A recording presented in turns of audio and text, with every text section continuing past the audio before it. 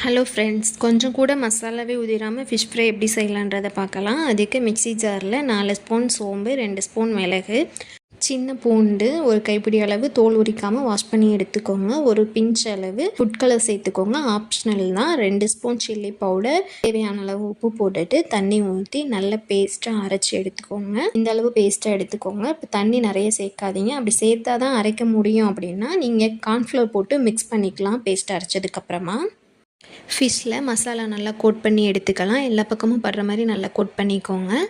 பண்ணதுக்கப்புறம் 10 to 20 minutes அப்படியே விட்டுருங்க. அதுக்கப்புறம் தோசைக்கல் வச்சு ஆயில் ஊற்றி சூடானதுக்கப்புறம் ஃபிஷ்ஷெல்லாம் எடுத்து வைங்க. அதில் முக்கியமாக கருவேப்பிலை போட்டு ஃப்ரை பண்ணுங்கள். ரொம்பவே டேஸ்ட் நல்லாயிருக்கும். கருவேப்பிலையோட ஃப்ளேவர் சூப்பராக இருக்கும் ஃபிஷ்ஷில். ட்ரை பண்ணி பாருங்கள். இப்போ பாருங்கள், கொஞ்சம் கூட மசாலா உதிரவே இல்லை. இந்த மாதிரி வீடியோஸ் வேணும்னா நம்ம சேனலை மறக்காமல் சப்ஸ்கிரைப் பண்ணிக்கோங்க. வீடியோ பிடிச்சிருந்தா லைக் பண்ணுங்கள்.